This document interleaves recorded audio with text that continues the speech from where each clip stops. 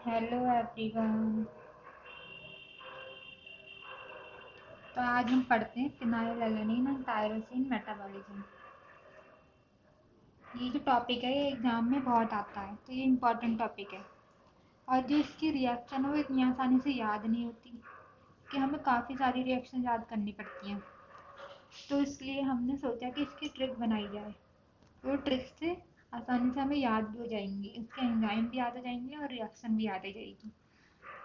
तो सबसे पहले हम रिएक्शन देखते हैं, क्योंकि जब हमें रिएक्शन पता होगी तभी हम इसको ट्रिक को फॉलो कर पाएंगे।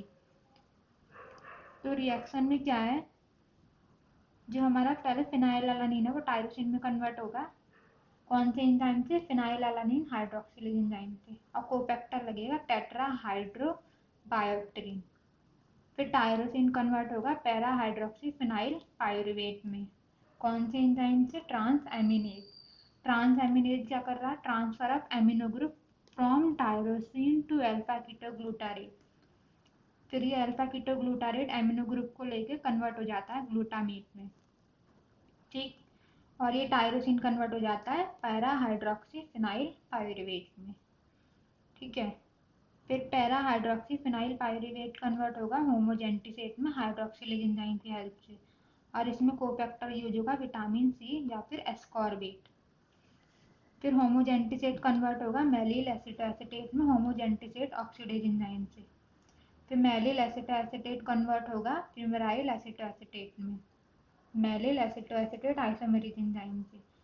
यहाँ पे आइसोमेरेज क्यों? क्योंकि ये दोनों एक दूसरे के आइसोमर हैं, तो इसलिए हमने आइसोमेरेज एंजाइम यूज करा है। ठीक है। फिर फ्यूमेराइल एसिटोएसिटेट में हाइड्रोलेज एंजाइम डालेंगे तो वो टूट जाएगा दो में। किस किस में? फ्यूमेरेट और एसिटोएसिटेट में। फ्यूमेरेट बना लेगा ग्लूकोज। कौन से प्रोसेस से? ग्लूकोनियोजेनेसिस। ठीक है। और एसिटोएसिटेट कन्वर्ट हो जाएगा फैट में। अब हम इसकी ट्रिक देखते हैं, ये याद कैसे करें। तो ट्रिक क्या है? पहले रिएक्शन है, तो रिएक्शन की ट्रिक देखते हैं। रिएक्शन की ट्रिक है, पहले टूर पर ओ पापा हमने मना ली फैमिली। क्या है? पहले टूर पर ओ पापा हमने मना ली फैमिली। दोबारा बोलते हैं, पहले टूर पर ओ पापा हमने मना ली फैमिली। अब इसको रिलेट करते हैं रिएक्शन से। जो है पहले से क्या है? फिनाइलएलानिन। टूर से टायरोसिन। पर ओ पापा से क्या है? Para hydroxy phenyl pyruvate. हमने से है होमोजेंटिसेट। मनाली से मेलेल एसिटोएसिटेट। फैमिली से फ्यूमेराइल एसिटोएसिटेट। अब इसके एंजाइम पढ़ते हैं। एंजाइम क्या है? फोन तेरा ओ हो मैं हाई। फोन तेरा आया, हाई मैं हो गई। तो फोन तेरा ओ हो मैं हाई। ठीक है। दोबारा से बोलते हैं, फोन तेरा ओ हो मैं हाई। अब इसे रिलेट करते हैं। फोन से क्या है? Phenylalanine hydroxylase. तेरा से ट्रांस एमिनेज। ओहो, ओहो ये मतलब ओएच। ओएच क्या होता है? हाइड्रोक्सी, तो हाइड्रोक्सीलेज। हो, होमोजेंटिसेट ऑक्सीडेज। मैं, मेलिल एसिटोएसिटेट आइसोमेरेज। फिर हाई से हाइड्रोलेज। ठीक है। तो अब हम सबसे पहले हम ये लिख लेंगे, फिर ट्रिक के हिसाब से फिर हम इसके रिएक्शन लिख लेंगे क्या क्या है, किसको डिनोट कर रहा है। ठीक है। फिर हम एंजाइम लिख लेंगे। ठीक। इससे हम आसानी से याद कर पाएंगे। फिर क्या होता है, ये रिएक्शन देखते हैं हम क्या है। जो फिनाइलएलानिन है पहले टायरोसिन में कन्वर्ट होता है, और फिर टायरोसिन से हमें चार प्रोडक्ट मिलते हैं। वो चार प्रोडक्ट कौन से होते हैं? पहला थायराइड हार्मोन T3 T4। फिर दूसरा मेलानिन। तीसरा डोपामीन। और चौथे होते हैं कैटेकोलामीन, जो क्या होते हैं? नॉरएपिनेफ्रिन और एपिनेफ्रिन। ठीक है। अब इसके एक एक सीक्वेंस में देखते हैं कौन कौन से प्रोडक्ट कैसे बनते हैं। ठीक है। तो सबसे पहले क्या है, जो हमारा टायरोसिन है वो डोपा में कन्वर्ट होता है टायरोसिन हाइड्रोक्सिलेज एंजाइम की हेल्प से, और कोफैक्टर लगता है इसमें टेट्रा हाइड्रोबायोप्टेरिन। फिर डोपा कन्वर्ट होता है डोपामीन में डोपा का डी कार्बोक्सिलेज से। डी कार्बोक्सिलेज मतलब कार्बन डाइऑक्साइड रिलीज हो रहा है, निकल रहा है। तो जब कार्बन डाइऑक्साइड निकल जाएगा तो डोपामीन में कन्वर्ट हो जाएगा। डोपामीन से बनेगा नॉरएपिनेफ्रिन, इसमें हाइड्रोक्सिलेज एंजाइम यूज होगा, और कोफैक्टर यूज होगा विटामिन सी या एस्कॉर्बेट।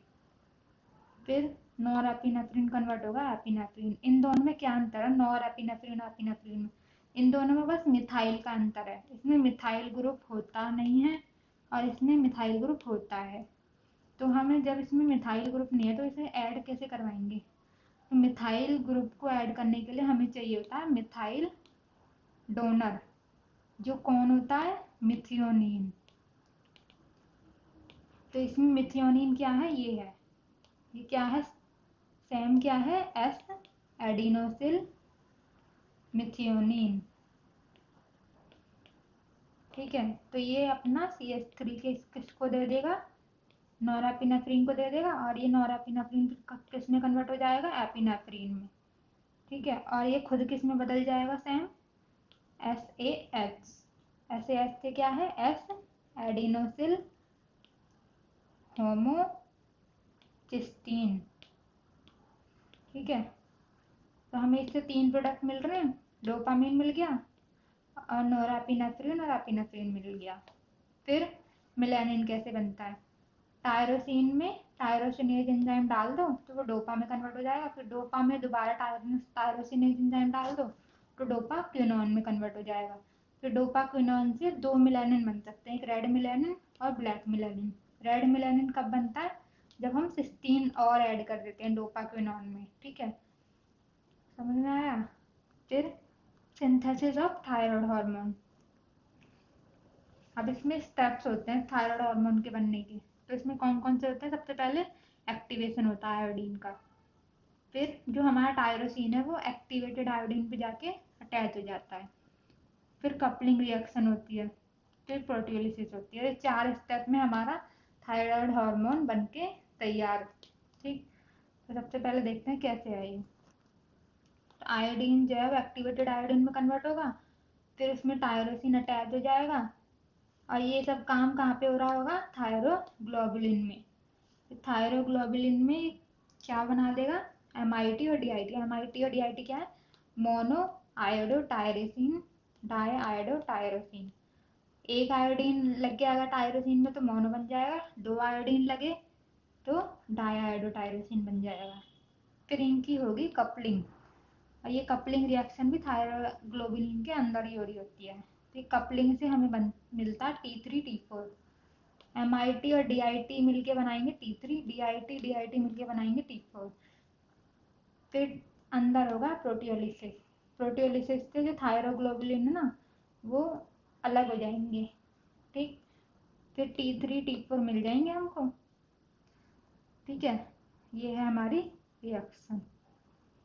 ठीक, thank you. Subscribe my channel for more tips, like, share and comment.